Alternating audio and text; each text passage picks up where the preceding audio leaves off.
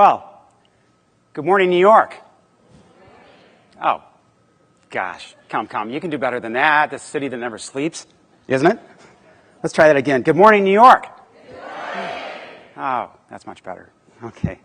What if I told you, and please remember that this is an imaginary, hypothetical, pretend situation that I'm going to talk about next. But what if I told you in an imaginary, hypothetical, pretend way that there's a bomb? No. There's a nuclear warhead located in this room right now, set to go off in, let's say, an hour. Now, don't get up and leave just yet, because in this pretend situation, the doors are all locked. You can't get out. You're all stuck here.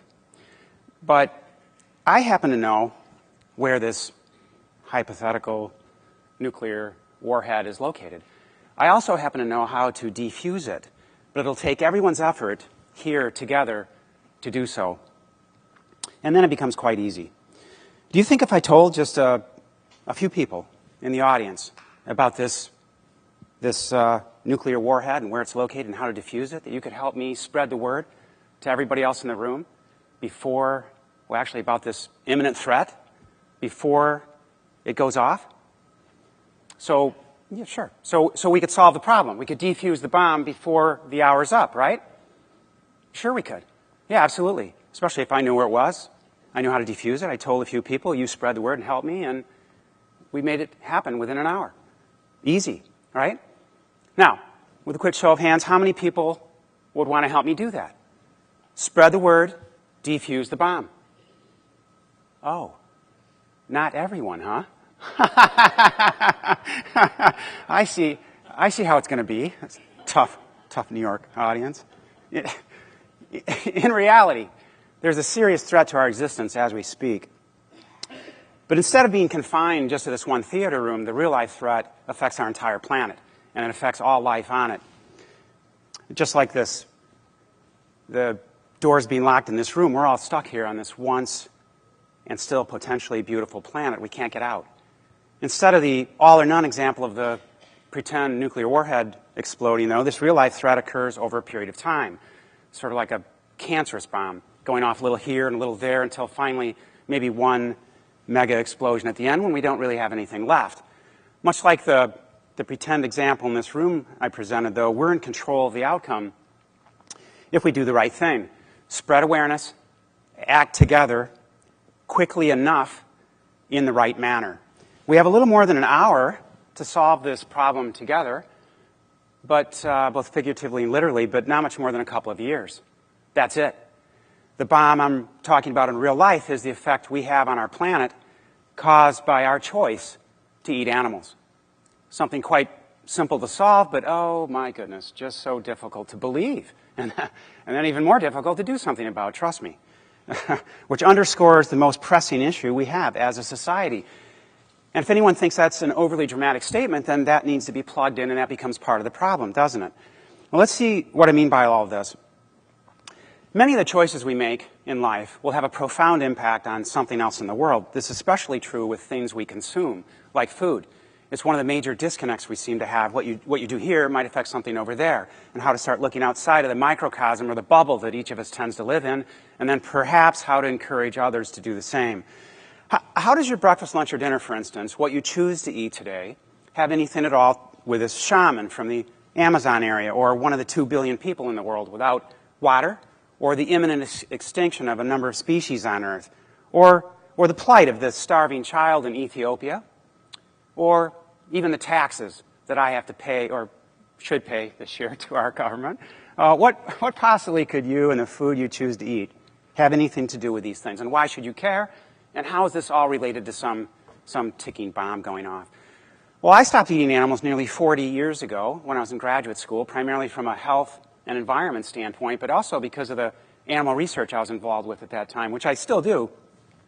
But now it's more of this type of animal research, perhaps in a jungle, a remote area, getting a better grasp on what sustainability really does in fact mean.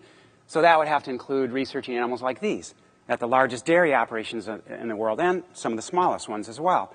And these grass-fed or pastured livestock operations here in the U.S. and in many, many countries overseas. This happens to be in the UK. think that guy really liked me. I'm not talking about him. I'm talking about the cow. And I've researched quite a few farms like these. We certainly can't leave fish out of the equation now, can we? Well, we're going to examine the word sustainable pretty carefully because it's frequently misused. Recently, it's been morphed into so many different meanings to suit so many different needs, and it's the latest buzz. I mean, you see this word everywhere. For most people, it refers to our energy sector, how many miles per gallon of gas your car can achieve, how many energy-efficient light bulbs you can switch out to save electricity, and to waste, how, what, and when to recycle, many times up to composting. Often, we might think of economic or social sustainability, but rarely is food choice connected to sustainability efforts, especially the raising and eating of animals, despite the enormous effect. It's simply too challenging for everyone, culturally, socially. I call all this global depletion, the loss of our primary resources on Earth, as well as our own health. It's still sustainability. I just think we need to hear it from a different direction, and we need to hear the whole story through an unfiltered lens. How many here are familiar with the work of Jamie Oliver, or Mark Bittman, or Michael Pollan, of course? Yeah, about the industrialization of foods, high fructose corn syrup, eating less meat. Important? Sure.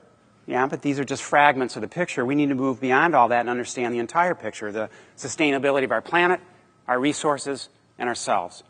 And to do this, we need to always include topics such as loss of biodiversity, world hunger, sustainability of our own health, of course, water scarcity, agricultural land use inefficiencies, and the state of our oceans and fish, and climate change. These are all connected by food choice. They're all involved in the bomb that's ticking away, gradually going off around us. The story always begins with these two numbers. There are 7.2 billion people living on our planet today, 240,000 added every single day. So control of the growth of our population is an issue, but it's not nearly so much of the problem as the number on the right, what we're doing to the planet. The number on the right represents the fact that there are more than 70 billion animals living on our planet that we raise and eat for food each year, and it repeats itself year after year in growing numbers, and that's the problem. In fact, this 70 billion number is quite impossible to pin down, and it's very much on the light side because on any given day you may find up to 1.7 trillion chickens and up to 1 to 2 trillion fish in the world on their way sooner or later going off to slaughter that year. Let's look at a graphic about global depletion. Certainly there are other industries that contribute to this picture, but none have the comprehensive impact. Just how serious is this depletion? Well, as I said, it's very. In some cases, it's irreversible and spiraling downward quickly. That is the cancerous bomb. All of these systems that you see are affected. Simply put, we're in vast overshoot mode, demanding more of our planet's resources than what it can supply. It would take 1.5 to 2 full Earths. In the United States, it's 3.5 Earths to sustain what we're currently taking from and doing to our planet. And most of this is due to our choice, because of our choice to eat animals. It's serious enough on its own merit, but it's made much more so because of all the layers and layers of various influences that tend to bury the problem and bury its solution. We just don't want to deal with it. And we can put every other major problem in the world at the top of the list to fix. As Steve said, Obama should be talking about this every single day. But this one never gets to be fixed. And yet this is the world. Now, what's critical for everyone to understand is that this isn't just a factory farm issue. Not at all. It's a raising animals to eat issue. And we're going to see that as we go along. We humans have reached a critical and a fragile point in our evolutionary journey as a species. Just in the last 100 years, a blink of an eye in terms of time, we've reached the Anthropocene era, where we've acquired the power to positively, but mostly negatively, affect our biosphere. The litho, hydro, and atmosphere, the very environs that sustain us and sustains all other life on Earth. Unfortunately, we haven't acquired the wisdom or the maturity to be able to manage this power in a sensible or beneficial manner. We're essentially in the adolescent phase of our place in the big history. And we've reached a bottleneck of sorts, one that many experts predict that we may not be able to work our way through as a species. But there is a way. Let's refine our thoughts on global warming or climate change. First, we need to remember that global warming is just one component of the much larger, more profound problem of global depletion, the more total effect we have on our planet. And the most important thing anyone can do about global warming or global depletion is take a good look at what's on their plate, specifically all foods derived from fish and livestock. And yes, that has to include dairy, ice cream and milk and cheese and yogurt, even eggs. They're all part of the problem. This widely cited study that most of us are familiar with was shocking when it first appeared. I mean, how could the meat everyone's eating cause more greenhouse gas emissions than all the cars, trucks, planes, and trains that we drive and fly every day? It was hardly conceivable. But instead of 18%, as the original 2006 United Nations report stated, a number of researchers, independent of each other, now have found that livestock can produce, it's possible, that they could produce as much as 51% of all human-induced greenhouse gas emissions found in our atmosphere, mostly created by the respiratory carbon dioxide and the land use changes that they didn't account for in that first report, and methane production by these billions of animals themselves. It's not due to confinement or as a byproduct of factory farming methods. Most researchers now agree that the figure is minimally 30%. This is also without factoring in all the greenhouse gases emitted because of our demand to eat fish. All the fuel, refrigeration, processing, packaging, transportation, etc. Regardless of where the exact number resides, somewhere between 30 and 51 or more %, it's not 18. It's also not acceptable. It ultimately may be our demise as we fumble our way through blaming fossil fuels for everything. A perfect example of how this information is suppressed occurs every single year during our climate change conference, held originally in Kyoto with its 1997 Kyoto Protocol, and most recently it was in November in Warsaw, Poland, where countries have come together and they're trying to solve this global warming problem, at least on paper, but none of this is being addressed. In fact, it's now being postponed. But it's very important for them and everyone else to understand that it won't matter how many light bulbs are changed out. It won't matter how many hybrid cars there are on the road if we don't first change out the way we eat. Well, nothing was really accomplished at Warsaw, no binding legal commitments consistent with previous conferences, primarily because the two largest emitters in the world, China and the U.S., don't participate. and the 200 countries that are in attendance, well, they can't agree on anything. So now the attention is turning to, at these conferences, to how we can all adapt to climate change, since it appears to be inevitable to them, that rather than putting forth the effort to mitigate it. Just like the nuclear warhead or bomb in this room, every aspect of global depletion has a timeline. It's not really a question of if we're going to run out of something, it's when. The most critical timeline of all, I think, is that of climate change. We only have a 3-year window of time from now to drastically reduce greenhouse gas emissions, or we're going to see irreversible warming of our planet. Most experts agree that if our planet's temperature increases just 2 degrees centigrade from previous historic levels, well, we're going to see catastrophic effects. Complete loss of island countries from rising seas, severe droughts, flooding, drastic storms. Oh, gosh, I mean, some of that sound familiar? Well, that's because we're already more than halfway there to that 2-degree centigrade mark. In fact, the International Energy Agency has been quite clear about this window of opportunity for us to limit global warming, and that window closes at the end of year 2017. It sounds pretty scary, doesn't it? Should. Something everyone should be aware of. But what does this have to do with food? That's a good question, because we all believe that climate change is caused by the energy sector, right? Yeah, electricity, burning fossil fuels, especially coal. And that belief begins with Al Gore's An Inconvenient Truth, and it carries right on through articles such as this one by Bill McKibben, where he blames Shell Oil and BP and Exxon for climate change. They're the culprit.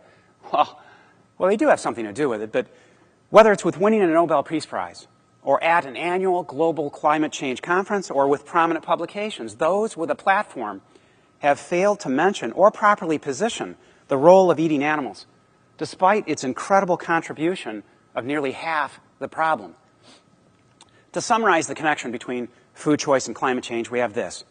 Climate change is very real, it's worsening, and the situation's urgent. Greenhouse gas emissions that we produce, anthropogenic, significantly affect climate change.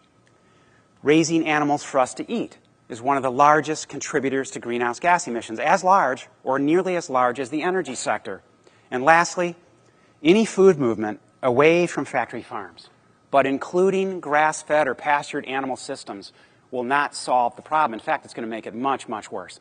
More land use changes, more deforestation, more production of methane, 40 to 60% more methane produced per one grass-fed cow as compared to grain-fed.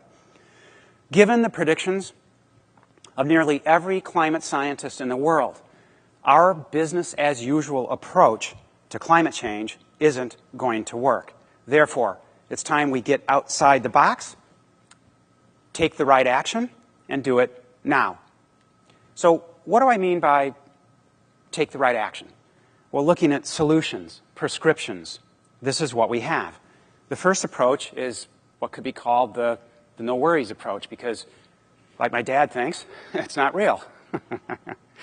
Richard, there's no such thing as global warming. And, of course, the other approach is to reduce our dependence on fossil fuel, just like McKibben and Al Gore and everyone else recommends. But renewable energy infrastructure, such as building solar and wind generators all over our country to reduce climate change, well, that's a good idea.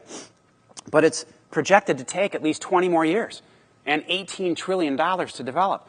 Well, we don't have 20 years, and we don't have $18 trillion. So another solution to climate change would be we could stop eating animals today. Yeah. Thank you. Thank you. It doesn't have to take 20 years. Instead of $18 trillion, it costs nothing.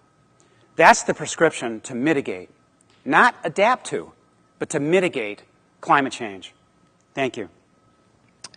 Interspersed throughout our discussions, you're going to hear and see a few themes, quite a few themes. One major one. One theme is how information about this particular subject has been suppressed, even mismanaged. So much so that objectives of many important meetings like those climate change conferences and other organizations, well, those objectives aren't being met. And that all begins with the words we use. How clear are they? Are they conveying reality? These are all food movements that superficially seem to make sense. Right? Yeah, they make you feel as if you're going in the right direction because you're going away from factory farms. You're going away from processed foods. Well, that's got to be a good thing, right? Maybe. Maybe not. Do any of these words mean sustainable or healthy? Many would want you to think so. How about the word humane? Does humane equal sustainable? And if it does, which it doesn't, who is it that tries to define humane for all of us? Incredibly, there is one person alive today that the USDA and every humane certification organization in the world relies on for that one definition of humane. There's one person. Does humane even equal humane? This statement was taken from the food service section of the sustainability policy of UC Berkeley. I plucked it out of their policy. Their definition of humane raised, as you can see, is sustainable. One and the same. Imagine that. Also take a look, please, at the logo across the top. It's pretty telling that their one snapshot depiction of sustainability is with energy and greenhouse gas emissions. Well, that being the case, we now know that half those wind generators should be replaced by the words no livestock, shouldn't they? That would be a bit more accurate for UC Berkeley, wouldn't it? And what does real food mean? I mean, I have issues with its precepts. Real food's a very large movement today. It's becoming larger and larger on the college campuses I'm visiting, and it's defined by being local, fair, sustainable, and humane. All four of those things. Well, that sounds terrific. So I brought a couple of food items with me that I thought I'd show you. One's considered not real food. No, it's not real food at all. This is a Vega bar. It's not real food because it's not local. It's made Vancouver, way over there. So, and worse, it's processed. I mean, it's all put together for you, but it does have sachi-inchi seeds in it. It has 4 different types of organic plant protein, really put together quite beautifully well. But remember, it's not real food. It doesn't fit their definition. Whereas this other food item I brought with me is considered real food. Yeah, actually, I couldn't get myself around to bringing the other food item. I used to do it, but it's repulsive. It's this food item. Over 17,000 chickens are killed every minute, every 60 seconds. 17,000 are killed every second, every 60 seconds in our country. I suppose that's pretty real. And if chicken, beef, pork, or any animal product is considered real food, what about these? Real food too? Sure, why not? They come along with it. And they're free. So unlike the Vega bar, this poor thing's considered real food because it's local, and the real food people think it's sustainable, healthy, and humane, but it's not. It's none of those things other than being local. Therefore, the real food movement is flawed because the definitions they're using are flawed, similar to every other food movement on this list. Just because something is local doesn't at all mean that it's healthy or sustainable or humane. It doesn't even mean that it should be eaten. The only thing that local means that it's not very far from here. We'll come back to that. We'll come back to that. Again, it all begins with the words we use. Are they conveying reality? This represents a food item that is constantly used improperly. We all know that. What is this? It's a protein, perhaps a rudimentary protein, but whether you're a bodybuilder or not, when you're thinking about eating protein, this is what you should be thinking about. As in, I need to get my protein today, right? Protein is not the little buddy looking over my shoulder here. That's my research assistant. Seems pretty obvious. And what about this group therapy session? None of these guys want to be called protein. It's most likely why they're in therapy. Right, Ricky? Protein is also not the guy on the left here. And yet that's what people are calling protein, aren't they? The guy on the left with the overzealous smooch and the excessive amount of saliva that he always has. He's a cow. I mean, he shouldn't be called protein. He shouldn't be called protein any more than the guy on the right. And yet we do. In fact, his name is Plato.